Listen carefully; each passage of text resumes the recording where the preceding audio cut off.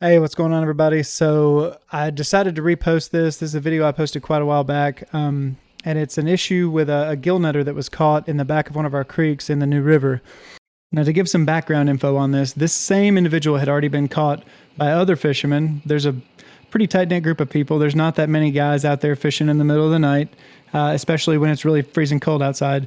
So they talked to each other, and he'd been caught in two other creeks within the same week, and nothing happened. I don't know if DMF was called or if wildlife was called, but nothing effectively happened for those. Not enough evidence. It's difficult to prosecute. So it's rare that the guy's going to get caught at all. Now, the really upsetting part about this whole thing is that he did get caught in this circumstance. He did get caught. Wildlife actually came out and they did write a ticket. The ticket for setting nets in inland waters is it's $35. So that's pretty upsetting. But that's really neither here nor there. I certainly feel like the ticket should be higher. Like, for instance, if he had done the same thing in Florida, it's a felony. It's likely a $2,000 fine, and they would confiscate the gear, at the very least the nets, if not the nets and the boat. But that's a legislative, rulemaking kind of issue that we would have to deal with. The big issue, and it's what relates to what's going on with flounder right now. So wildlife did ticket the guy, but at the end of the day, and I went and looked this up through the court system, nothing actually happens to the commercial license because DMF does not recognize the authority of wildlife.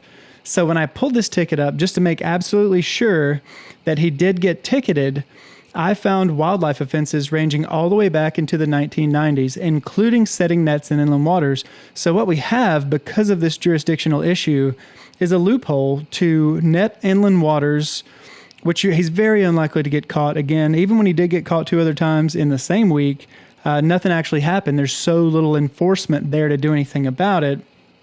And even when the enforcement is there, he faces very little punishment. I mean, one successful run, a couple 100 pounds of fish. You figure if speckled trout's going for, anywhere from $1 to $3.50 a pound, something like that. And that's when it's not worth very much money.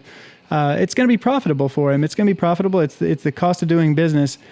And the commercial license is something like you've been given a privilege. You have a public trust resource, and you're allowed to use this gear where you can mass harvest. And we kind of just trust you to really do what you're supposed to do. We, as little faith as any of us like having in our biologists, they're our best hope to get a big picture on this thing. And if they tell us there's something that we should not be doing, we really have to kind of follow by that. So we put a lot of faith in you, and you really just are dramatically abusing the system for decades, for several decades, and you're not being punished. So why wouldn't you, right? Why wouldn't you do this? It's a loophole. Desperately in need of some fisheries reform and closing up this loophole and just doing a better job in our fisheries all around.